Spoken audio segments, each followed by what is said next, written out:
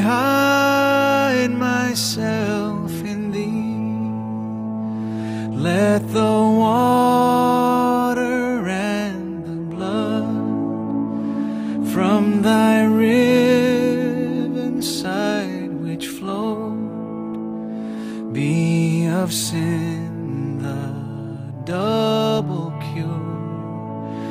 Cleanse me from its guilt and power.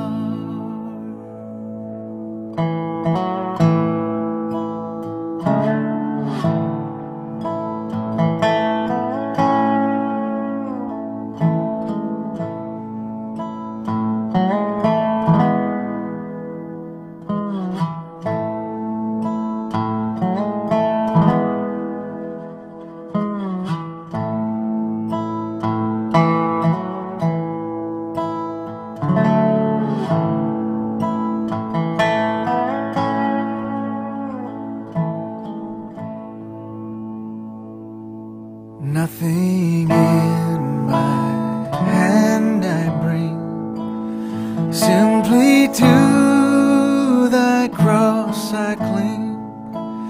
Naked come to thee for dress, helpless look to thee for grace.